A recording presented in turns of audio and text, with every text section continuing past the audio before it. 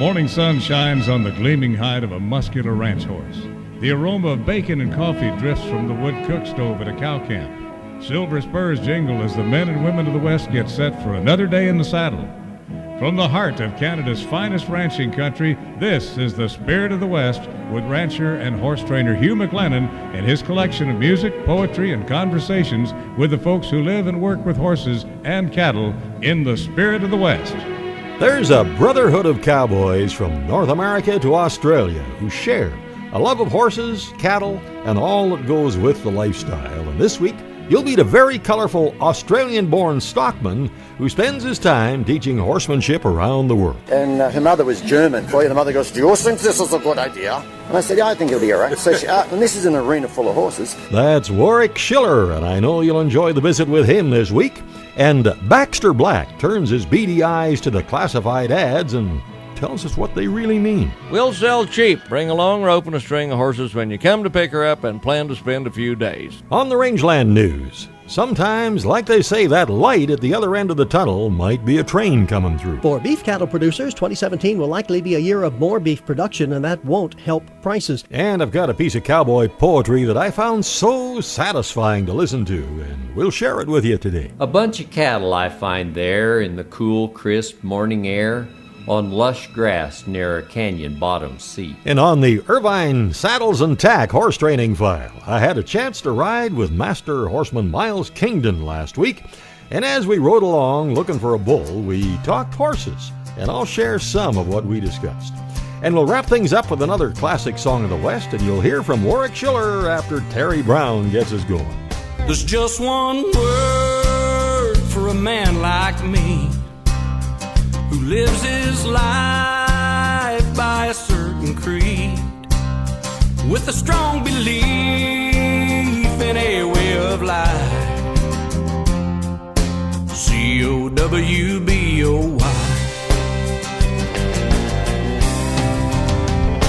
I was born in cowboy boots, got western blood flowing through my roots.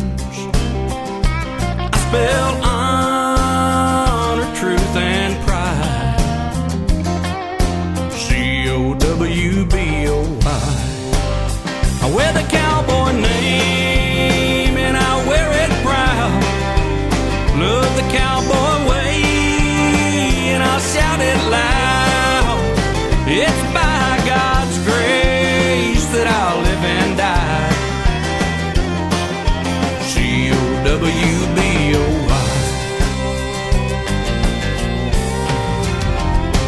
When my time on earth is gone, you'll find one word on my tombstone, carved in letters 3 feet high. C-O-W-B-O-Y. I wear the cowboy name and I wear it proud. Love the cowboy way, I'll shout it loud. It's by God's grace that I'll live and die. C-O-W-B-O-Y.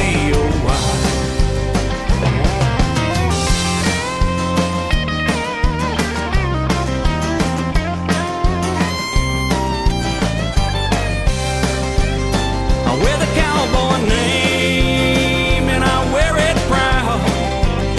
Love the cowboy way and I'll shout it loud. It's by God's grace that I'll live and die.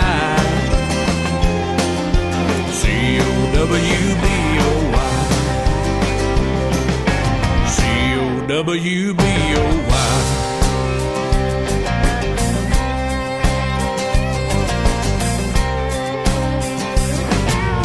I had the very enjoyable job of being the voice of the main event Trainers Challenge recently, and I always take a compilation of special music along to play between the trainers there at the Round Pen, and one song had a lot of folks coming up and asking about it.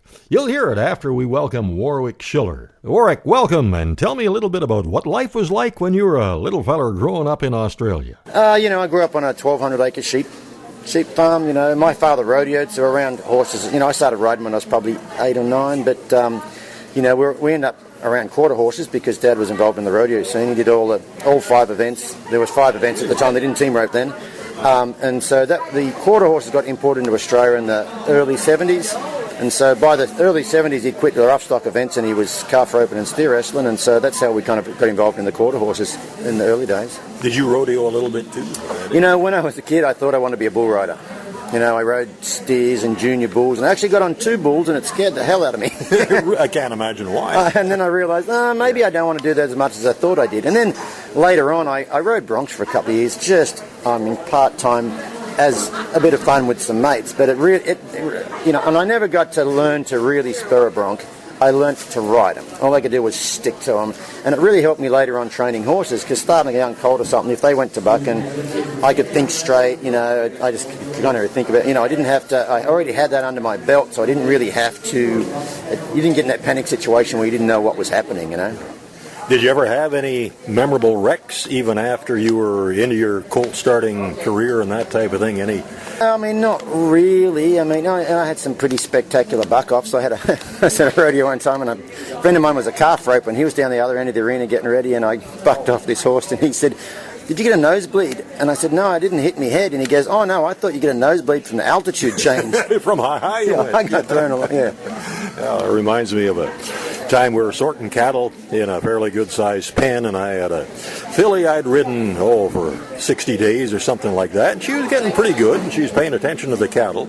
My wife Billy was with me, and there was one heifer we had to cut out, and I thought, Billy's not going to get there quick enough, so I kind of spurred my filly a little harder than I should have, and she went to bucking. Yeah, in hindsight, yeah. And I wanted her to jump out after that cow, and she just started to buck. At about the 3rd jump, she kind of got me off balance, and I was on the ground. She went bucking through the cattle, and the guy that owned the cattle came up and said, "You see the wreck your horse caused? Why didn't you hang on to the reins so you could keep her with you?" I said, "When I hit the end of the reins, I was still going up." I tried my best to avoid those wrecks. These days now I've got into the whole horsemanship thing. It's almost like if it's almost like you failed the horse a bit. If there's any bucking or anything silly in there, you kind of made a mistake somewhere. You didn't prepare them well enough. Okay, we'll get back to you in just a little bit, Warwick, and coming up is that special song and more from my guest when the Spirit of the West continues right after this. Welcome back to the Spirit of the West. Born in Australia, followed in his dad's footsteps as a rodeo competitor, came to North America and had great success as a trainer, and now teaches folks around the world. Visiting with us this week, Warwick Schiller. Can you tell me a few success stories maybe of troubled horses that people have brought to you, what their problems were and how you dealt with them and how they turned out? Any specific ones? Yeah, I can give you a great example from a clinic in England last year. There was a girl that bought a 15-year-old eventing horse. He's an Irish sport horse, and he pulls like a train. Like, he wants to go all the time. You get out in the cross-country course and he doesn't stop till he gets back to the barn, sort of thing. So the first morning I started doing some groundwork, and when I got his feet moving on the end of a line, I couldn't stop him. So that was the morning session. That's basically all we got done. And we came back after lunch, and she's going to ride him, and she gets on, and I said, all I want you to do is work on your lateral flexion. And she basically couldn't bend his head to the side. He was just basically pulling her over the dashboard, just trying to bend his head to the side. She spent all afternoon working on her lateral flexion on the left or the right. That's all we did. Then I tell her, I want him to walk on a loose rein. And she goes, well, he doesn't really walk on a loose rein. And I said, see if he'll walk on a loose rein. She turns loose, and he walks off, and then he picks up a trot and starts to run off, and we bend him around to a stop, and we're back to the beginning again. So I said, go ahead and pick up the trot on a loose rein. She goes, well, it doesn't really trot on a loose rein. And I said, well, let's try it. So he picks up the... You go from Australian to a British accent pretty good. nicely. I've told this story before a couple of times. So he picks up a trot, he goes trot, trot, trot, trot, and then hits the canter and starts to run off, and she bends him around and diffuses the situation. Probably 14 hours in before she tried to canter, and the first time she tried to canter the runaway horse, he just cantered around the loose rein. But the first time I tried it worked. And so I said, oh, let me have a look at your... Her name was Emily. I said, let me look at your reins, Emily. And I walked over, and she goes, what's wrong with them? And I said, I think they're broken. Let me have a look. So I pulled the bridle off the runaway Irish sport horse. And I said, go ahead and go for a walk. And she looked at me, and her mother was German. So here's another accent for you. The mother goes, do you think this is a good idea? And I said, yeah, I think it'll be all right. So and this is an arena full of horses. She asked the horse to walk. It just walks around. I said, go and pick up a trot. She picks up a trot. He just trots around. I said, go and pick up a canter. She picks up the canter. He canters around, cruises around. And when he looked like he was kind of waiting for her, I said, Emily, go ahead and sit. And she sits. No bridle on. He goes, canter, canter, trot, trot, trot, walk, stop. And just hangs his head down, looked like the end of the trail, and the Indian statue, the end of the trail, he looked like that. And I tell that story a lot because we spent 0 time working on bridleless riding on the runaway horse. We spent 12 hours working on the very, very first thing they need to know, an hour working on the second thing they need to know, half an hour working on the third thing. We worked on the canter not one single lick, and we didn't work on the bridleless riding one single lick, and it worked the first time. What did Mama say? Mama was actually, when I asked her to canter when she had no bridle, that's when Mama said, George thinks this is a good idea. Yeah. And then I said, you'll be fine. And after it, Mama was quite happy, yeah. I bet she was. Right then, at the end, she thought it was a good idea. It was a very good idea. Very good idea, yeah. Well, we'll get back to you in just a few minutes here, Warwick. Stan Jacobs, the cow boss at the famous Douglas Lake Cattle Ranch, brings 3 very promising 3-year-old geldings to the main event challenge every October. And this song from Kevin Davis just seems to be made for that situation when one of these young geldings who's lived in the herd on the open range since the day he was born finds himself in the round pen to face the first human in his experience. Horse colt standing in a round pen, he trembles with his eyes upon that man. Has no way of knowing just what the future holds, but the 2 of them will be the best of friends. He's been running wild and free since the day that he was born, on the North Range with the rest of the band. But today's the day he'll start to find his calling in this life, from the cowboy with a gentle hand. And they'll ride across the open range together, riding fence and prowling through the herd. So much time together, they'll know each other's souls. They'll talk without a sound to be heard. They'll communicate and never say a word.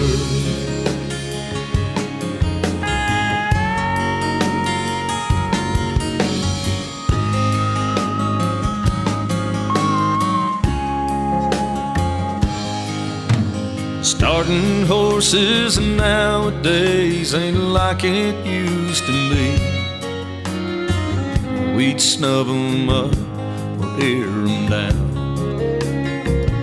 But he's learned with a little patience that it don't take too long to get a young horse to come around. They'll ride across the open range together, riding fence and prowling through the herd.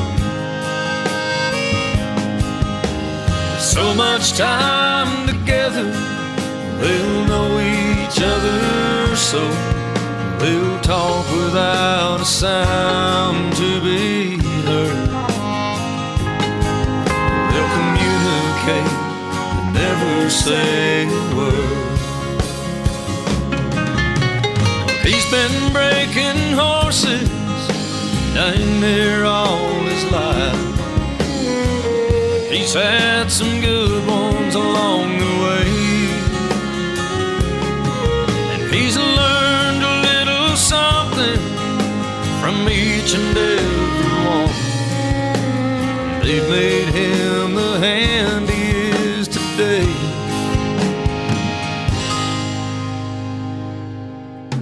They'll ride across the open range together, riding fence, prowling through the herd.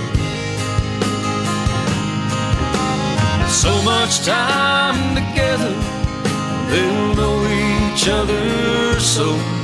They'll talk without a sound to be heard. They'll communicate and never say a word. They'll communicate and never say a word.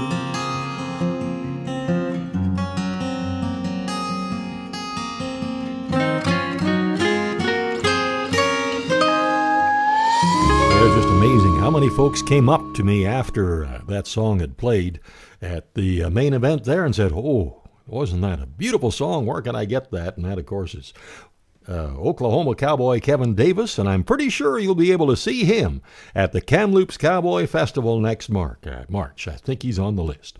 Now, back to my guest, Warwick Schiller. So, after you leave Canada, Warwick, what's on your schedule? I fly home tomorrow to California. Then I'm in Northern California. So then Tuesday I drive down to Los Angeles to a big reining show. My wife's showing down there. I'll be down there a week, and then I get back from there, and then I fly to Australia, to Equitana, which is like a main event there. Catch up with my friends Dan James and Dan Steers. Oh, the Double Dans. Listen, be sure and give them my best. I will. Good friends of ours. Tell them Hugh says hello. Okay, I'll tell them Hugh says hello. And I'm still practicing my Australian stock whip. Oh, you're practicing? How are you going? Yeah. Oh, it's loud at times. Oh, yeah. Good. You don't hit yourself Most of the down? time it hangs on the wall. You don't hit yourself down the back of the neck anymore? I haven't done that yet. No, I still got both ears. And so I go there. Left hand, not so good. Right hand is okay. Okay, that's good. So I go to Australia for that, and as soon as I get done there, I fly from there, longest trip in the world, longest plane flight in the world, from Australia directly to Dallas, Texas. Good grief. 17 hours. And then I fly from Dallas up to Oklahoma City, because my wife will be showing at the NRHA Futurity in Oklahoma City. And then when we get done there, I fly to Las Vegas, because I'm judging the National Finals colt starting that they're having there during the Cowboy Christmas. Right. And so I've got to judge that. I was a judge at the Road to the Horse, I think in 2012, and I decided, no, I don't want to be a judge anymore. I would much rather be the commentator or even a contestant than a judge. That's a tough job sometimes. It is, you know. I know those guys so well. And I just, right. Yeah. Although it was a great experience, and in fact, the year I was there was the International Road to the Horse competition, and Team Australia, consisting of Dan James and Guy McLean, wound up winning. Team USA was represented by Pat Pirelli and Craig Cameron, and Jonathan Field and Glenn Stewart were Team Canada. Well, we'll have more from Warwick Schiller, and next, Baxter Black describes what those classified ads really mean when the Spirit of the West continues right after this. Howdy, friends. This is Baxter Black on Spirit of the West with Hugh McLennan, with a little peek at some interpreted classified ads. What holds the loaded 30,000-pound trailer to the heavy-duty truck? What holds the 38-foot RV trailer to the dually? What holds the 2-horse trailer with your daughter's favorite pony to the half-ton pickup? Well, the odds are it's a B&W trailer hitch, probably a turnover bowl, American-made, employee-owned, customer-tuned, and proud of their part in America's greatness. B&W, holding things together down the road. All right, here are some classified ads that I'm interpreting for you. Help wanted, cowboy, at least own a hat. Remote camp, applicant must be able to work a parachute. Neat, forget it, you'll never see another human, and mountain goats don't care. Must rope, or at least bring your own tranquilizer gun. Shoe, if you can't shoe, we'll furnish you with a burro. No cattle, be able to distinguish them from things like trees, porcupines, and elk. Good wage, $100 a month, but where you're going, there's no place to spend it anyway. Insurance, I'm kidding, of course. Send resume to Wang Snaffle, 2-Bit Ranch, Wickiup, Arizona. And the next one, feed for sale, range cubes. Called this because our cubes range in size from 4x8 sheets of plywood to dust. Now available. We bought a trainload of this stuff in 1968 and still have half of it left. All natural ingredients. 25% gravel, wood shavings, Johnson grass, and salt mine tailings, and 1% dried catfish waste. Bagged or bulk, we deliver. From a Copenhagen lid full to enough to dam the Arkansas River. Contact Down and Out Milling, Wamego, Kansas. And the next one on our list, ranch for sale. Scenic. unbroken vista, only 3 trees on the place, and they grow at a 45-degree angle. 75,000 acres, 2% deeded. 4 miles of bottom land. We cut hay off the bar ditch where the interstate crosses the ranch. Potential. The highway department is going to build a cloverleaf on the interstate. Excellent terms. 1/4 down and a member of your family's collateral. Call today, Blue Sky Realty, Miles City, Montana. And the last one, for sale, milk cow. Gentle. Bit the last chore boy's finger off, but did it gently. On her 3rd calf, she's 14 years old now, a heiferette. We'll sell cheap. Bring a long rope and a string of horses when you come to pick her up and plan to spend a few days. Call Chewy Flick, Cow Trader, Pumpville, Texas. This is Baxter Black on Spirit of the West with Hugh McLennan, brought to you by B&W Turnover Bowl. Well, just ahead of the rangeland news, here's a song that came out, oh gosh, quite a few years back from Tim Williams. And back in the 70s, Tim took some time out from his musical career and he worked on several ranches in BC and Alberta. And he worked as a dude wrangler. He ran irrigation systems, put up hay, and as he put it, abused trucks and tractors. He rode, he roped, he gathered cattle and fed cows in the winter with a team and sleigh. And I guess that all helped inspire one of his signature songs, Word from the Range. I was just 18 and out the door, bound out for the Rockies. Gonna learn to throw a diamond hitch, gonna learn to pack and guide. Mama standing at the stove, baking chocolate cookies. Head bowed down and turned around to hide the tears she cried. And Mama said, send me word from the range you ride on. Let me know the way the days go by and the things that bring you pride. Tell me all the landmarks and the names of all the horses. Send me word from the range where you ride. I was 24 and wrangling for a dude string on the old man. The poplar hills and short grass flats sent a thrill to my young soul. Deep in love with a cowboy life and a blonde-haired rancher's daughter. She took my hand and smiled at me as I tied up my bedroll. And she said, send me word from the range you ride on. Let me know the way the days go by and the things that bring you pride. Tell me all the landmarks and the names of all the horses. Send me word from the range where you ride. I was 35 and double hitched, working on a feedlot. A woman and a family riding pens the whole day long. We'd gain up and sickness down, seldom ride above a trot. Settle in and settle down till the whole damn thing goes wrong. And I told her, send me word from the range you ride on. Let me know the way the days go by and the things that bring you pride. Tell me all the landmarks and the names of all the horses. Send me word from the range where you ride.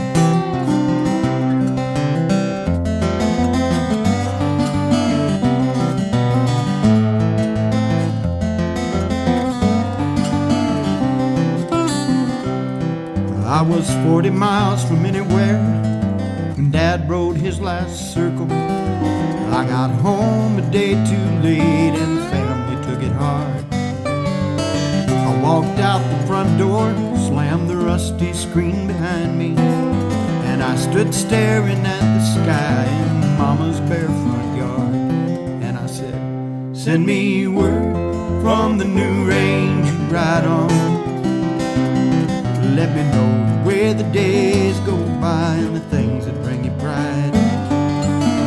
Tell me all the landmarks and the names of all the horses. Send me word from the new range where you ride.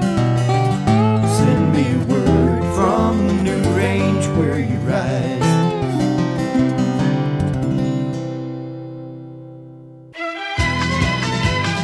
Now the news of the rangeland, a roundup of news and coming events from around the West. On top of page 1, it says, the calves came off the range looking as good as we've seen them. We actually had a lot of moisture and great grass in our part of the country, and you'd think those calves would be worth a lot. But we see a concerning trend in the outlook of 2017 cattle prices. And don't shoot the messenger, we still need them. Here's Gary Crawford. For beef cattle producers, 2017 will likely be a year of more beef production, and that won't help prices. First, USDA Outlook Board Chairman Seth Meyer says it looks like this year's beef output will be a little higher than expected at just under 25 billion pounds. Next year, we'll see even more production. 900 million pounds increase in beef year over year, roughly. But we raised both 2016 and 2017 numbers, obviously 16 on what we've seen about slaughter, but also information on placements has given us an increase in production into the first quarter of 2017. So we bumped up 2017 beef production as well. It could total 25.8 billion pounds, or about 3.7% more than this year, and steer prices have already been heading down. USDA's average steer price during the first week of October dipping below $100 a hundredweight for the first time in 6 years. But the average price for next year expected to be around $116, $5.69 less than this year's average of just under $122. Gary Crawford for the U.S. Department of Agriculture, Washington. Australia's richest woman, Gina Rinehart, and a Chinese partner raised their offer to buy the country's largest private land cattle ranch last week, with Rinehart pledging to buy it outright if the joint bid was rejected on national interest grounds. The fate of S. Kidman & Company, which runs cattle and pastoral activities on tracts of land the size of South Korea, has been a lightning rod for concerns about the sale of Australian agriculture and other key assets to foreign investors. The latest offer, $295 million US, bid by Rinehart and a Chinese developer, is up from $365 million and just tops a rival $386 million bid by four of Australia's wealthiest outback cattle families, triggering an interesting battle between the outback dynasties. Well, if you're looking to take advantage of some great buys on bred cows and heifers, here's what's coming up at the BC Livestock Co-op on November 29th. It's the Kamloops regular sale. November 30th, Williams Lake bred cow and bred heifer sale in Williams Lake. December the 1st, the Williams Lake regular sale, and December 6th, a Kamloops sale plus a bred cow and heifer sale, and December 8th, the Williams Lake regular sale. And if you're still bringing in calves or cows or bulls, it works real well to list them with the co-op ahead of time. Just give them a call at 250-573-3939. Saskatchewan is expanding its wolf hunt to reduce livestock predation near the provincial forest. Environment Minister Scott Moe said the plan is not to cull the wolves. Instead, it's to put pressure on them to stay in the forest and away from livestock. Only 3 wolves were culled last year. Between October 15th and March 31st, hunters can cull wolves in several wildlife management zones. Only Saskatchewan residents are eligible for licenses, but there is no limit on the number available. Well, last winter, if I remember correctly, the experts were predicting one of the hottest, driest summers on record for 2016. Well, they didn't quite get that one right, did they? And I wonder about this prediction. Winter, according to the experts at AccuWeather, will start out mild and become severe. They say it will feel colder than last winter. Cold Arctic air, they say, doesn't contain much moisture, so it'll be drier than normal in Manitoba, Saskatchewan, and parts of eastern Alberta. Western Alberta should have normal snowfall because the mountains and foothills cause the Arctic air to rise. It means the prairies will be exposed to some Arctic blasts. So it will get progressively cooler as we go through the autumn and into the winter, said one expert. The only reason why we're not notably cold right now is that the entire northern hemisphere is still recovering from that El Nino heat.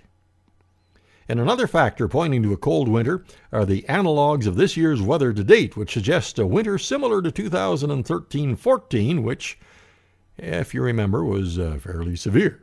And then there's Siberia's snowfall. When Siberia receives higher than average snowfall in October, it favors a high-pressure system setting up over the North Pole in midwinter, pushing the cold air south. Is that what they call a polar vortex? It could be. The Innisfail auction market has regular cattle sales every Wednesday, 2 horse sales a month, and pre-sort cattle sales on Mondays if you have calves to sell. Give them a call at 1-800-710-3166 toll-free or see InnisValeAuctionMarket.com. You know, two of our very favorite cattle industry publications are Beef Illustrated and Alberta Beef. The latest issue of Beef Illustrated has a very complete listing of cattle sales and auction markets across the West and some really thought-provoking opinion pieces, too. You can subscribe at 403-259-1090 or just see albertabeef.ca. And that brings us down to the final item. And a couple of old ranchers we know, who will remain nameless, went to the CFR in Edmonton for the first time in their lives. After years of hard work, they felt they really earned this vacation celebration. And they had a great time. After celebrating for a while, they watched the rodeo, had a few more drinks, and then went out onto the street and got onto a city bus. Red and Doug were feeling pretty good by now, and Red asked the bus driver if the bus would take him to the Super 8 hotel. And the bus driver says no. So Doug pipes up and says, well, will it take me there? And you know those guys, you can see that happening, and that's the Rangeland News. Coming up on the Irvine Saddles and Western Wear Horse Training File, I'll let you in on some of the things I talked about when Master Horseman Miles Kingdon and I took a few hours to ride together last week. That's next, when the Spirit of the West continues right after this. Welcome back to the Spirit of the West. Irvine Saddles and Western Wear brings you the Horse Training File right after a song that I dug out here from the modern-day outlaw Royal Wade Kimes, about two factors that changed the West forever and saw the end of the days of the open range, boxcars and barbed wire. There's 18 stairs to each rail car rolling down the track, taken with it at time. I knew we coming back. The stringing wire across this land, it ain't no place for a free-born man. Boxcars and barbed wire, outnumbering his days. Boxcars and barbed wire takes his world away. It's over for the drover, a life is passing him by. And for the changes on the ranges, why he'd sooner die. Boxcars and barbed wire, outnumbering his days. Boxcars and barbed wire takes his world away.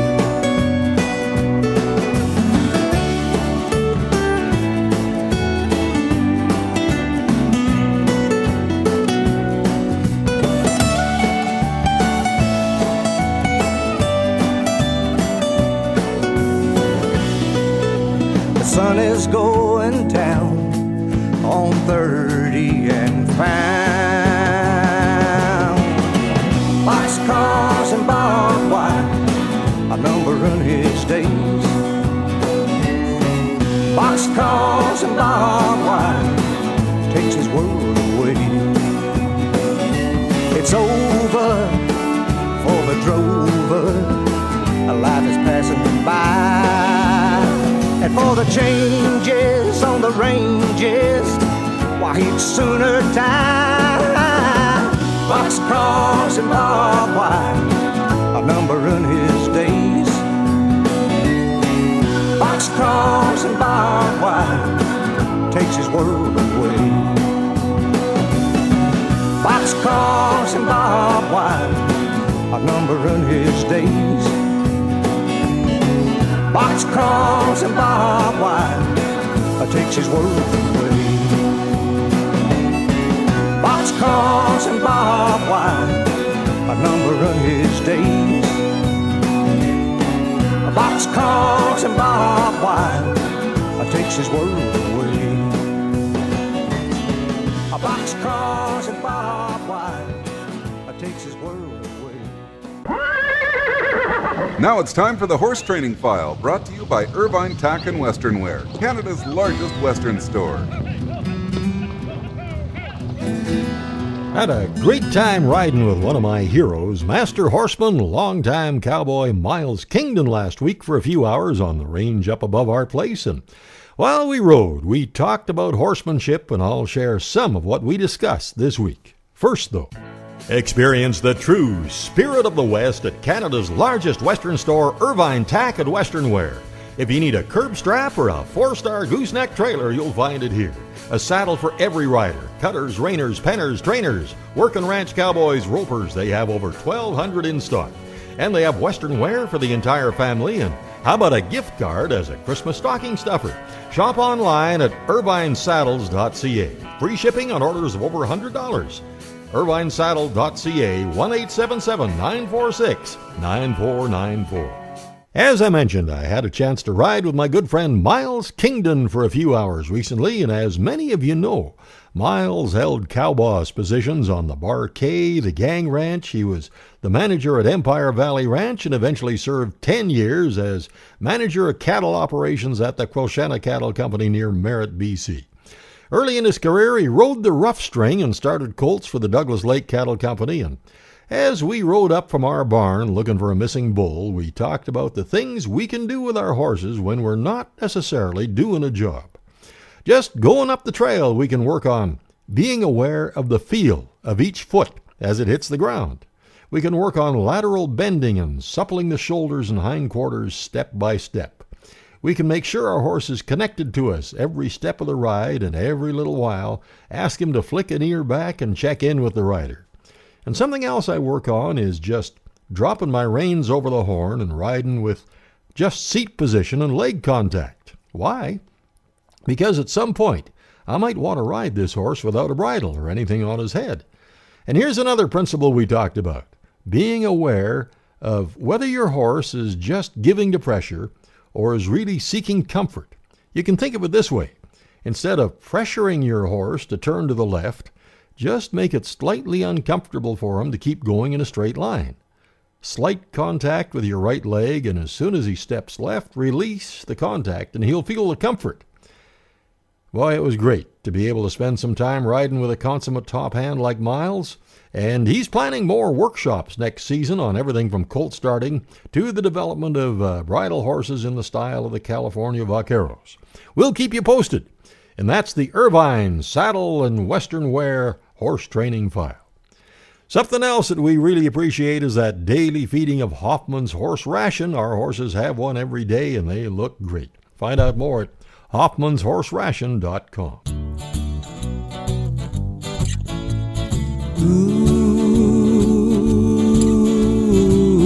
la la la la, doo doo doo doo doo. Ooh la la la, doo doo doo doo. You know, every once in a while you may get one that just won't learn a damn thing. Then somewhere down the line you may get one that's just a cowboy's dream. Oh, then you think to yourself, man, if I only had the money. But you don't, so you won't, so you just let them go. Hey, but you know there's something in it, ooh, that keeps me keeping on. I'm out there every morning, yeah, at the break of dawn, trying to build a foundation of stone. Ooh, la la la la, doo doo doo doo doo. Ooh la la la, doo doo doo doo. You know, everyone will teach you something if you listen close enough. They'll tell you their whole life story and little secrets about what's been going on back at the farm. Ah, but you've seen it all, and it's all in a day's work. You just do the best that you can with what you got and let them go. Hey, but you know there's something in it, ooh, that keeps keeps me keeping on. I'm out there every morning, yeah, at the break of dawn, trying to build a foundation of stone. Ooh, la la la la, doo doo doo doo doo. Ooh la la la, doo doo doo doo. You know, to really get to know that thing, you gotta learn to deal with all kinds. And you may soon learn that if the thing is a basket case, then it just might be a reflection of the owner's mind. Ah, but you've seen it all, and you know what to take and what not to. They can offer you all the money in the world, but if they're not right in the head, well, you just let them go. Hey, but you know there's something in it, ooh, that keeps me keeping on. I'm out there every morning, yeah, at the break of dawn, trying to build a foundation of stone. Ooh, that's what I do. I'm trying to build a foundation of stone. Well, there's one of the more unique Colt starting songs from a guy who knows what he's writing and singing about. He started lots of Colts too, and he's the guy that shoes our horses, Matt Johnson. Well, between round pen sessions at the main event Trainers Challenge, I had a chance to visit with the Australian-born horseman Warwick Schiller. You know, I have been they've got a road to the horse type thing in Australia at Equitana called the Way of the Horse, and for 4 years I was the in-arena commentator there, and I really liked that, like the educational part of it, because you can see a lot of things shaping up that maybe the crowd can't, and so you alert them, you go, hey, watch this, see what he's doing there, he's going to turn that into that, into that. You know, I remember talking through the haltering process with a horse one year there, and this guy looked like he wasn't working on the haltering process, and he was. And by the time he went to get the halter on, it looked easy. And I said, if I hadn't shown that to you guys, you would probably think, oh, that horse was easy to get the halter on. But there was a whole lot of approach and retreat, and a whole lot of feel went into all the working up to before he put the halter on. But it was like the Irish sport horse in England. By the time he got to the hard stuff, it was easy. Okay, the halter just went on like he'd had it on a million times. So what do you do in your spare time? In my spare time, well, I've got a couple. You asked me about my horses at home. We've got 4 horses at home. I've got 2 young ones, and my wife's got 2 reiners. And in my spare time, I'm trying to teach them stuff I don't know. Yeah. You know, so I love coming to these things. I met the dressage Olympic bronze medalist in the dressage here at this one, and she turns out to be Charlotte. She lives about 4 hours. I had breakfast with her this morning. So I'm going to go down there and ride with her. Oh, and it'll be fun. Thank you so much for doing this, and give my best to the double Dans when you see them on Australia. Surely will, and thank you so much for having me on here. It's been great talking to you. Great, you too. Still to come, a classic song of the West and the story behind the song, and a good piece of cowboy poetry when The Spirit of the West continues right after this. Welcome back to The Spirit of the West.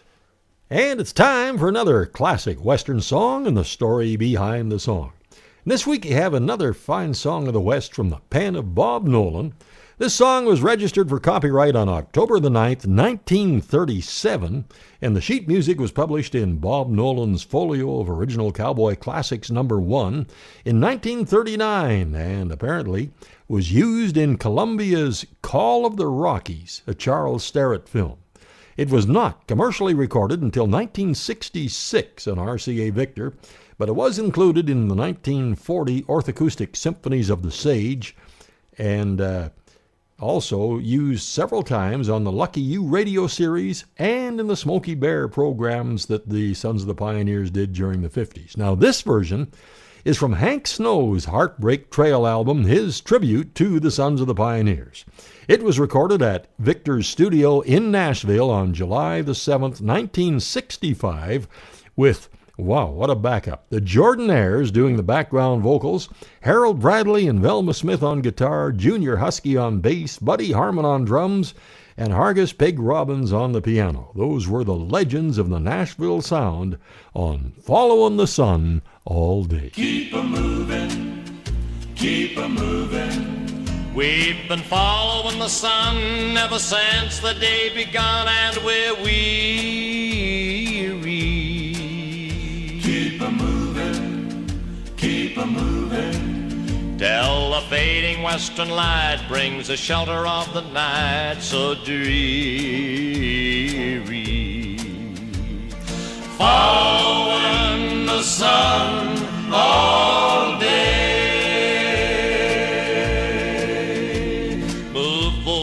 Mountains from our way. Wheels are turning, hearts are yearning, following the sun all day, all day.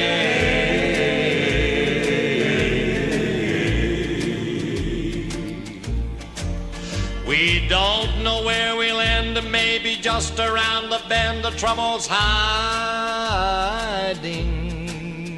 Keep a moving, keep a moving, but the sun is in the lead, and that's all we'll ever need for guiding.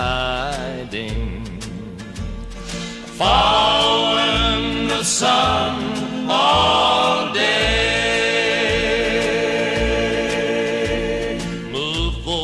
Mountains from our way.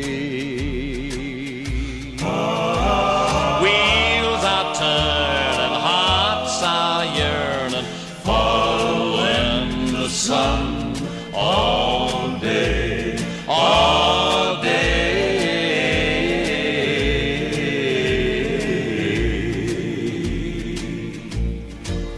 Every day and everywhere there's been something in the air growing stranger. Keep a moving, keep a moving, but we haven't heard a sound, and the silence all around warns there's danger. following the sun all day.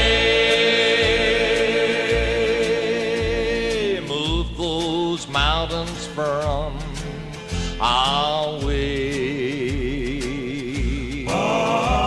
Wheels are turning, hearts are yearning, following the sun all day, all day.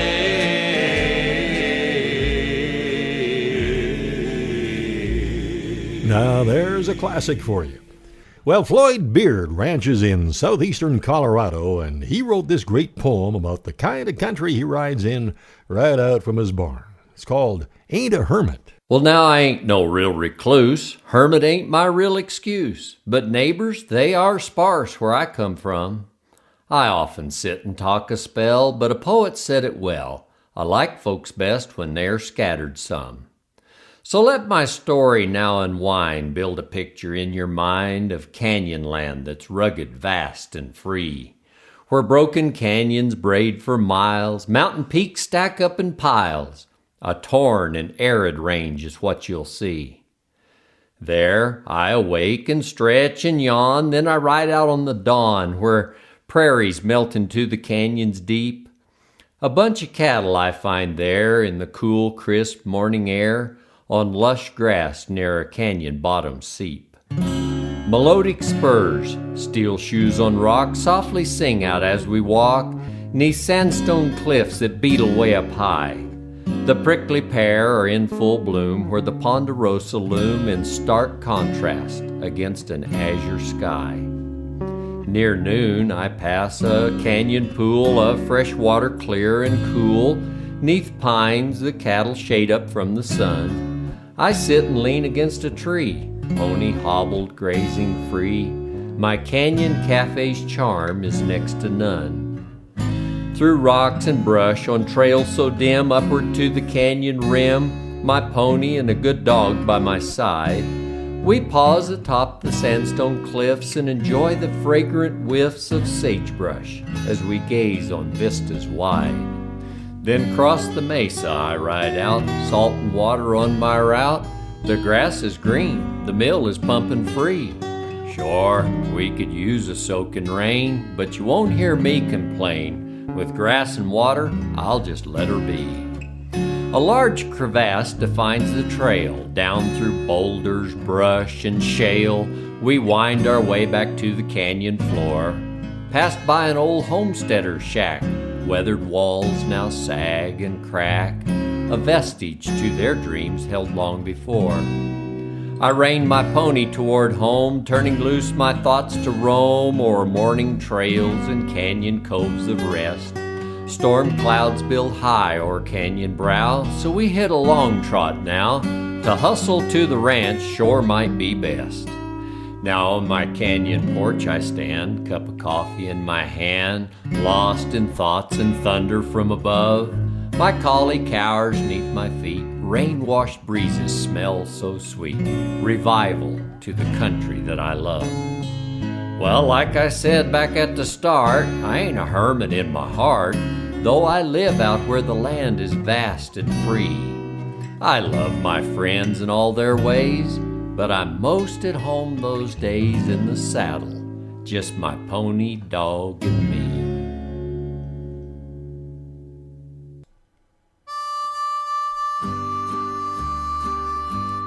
Well, thank you so much for making the ride this week, and I sure hope you can join us right here next week at the same time. Thanks again to the Spirit of the West support crew, Mark and Kathy McMillan. You can find out all about their great place at meadowsprings.com, and guess what Mark is up to now?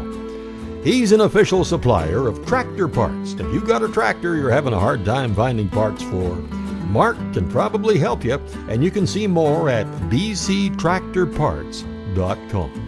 Be sure to check out our Spirit of the West radio show Facebook page, and it would help us if you could like it and share it. Till next week, I'm Hugh McLennan. Hope to see you down the trail somewhere real soon.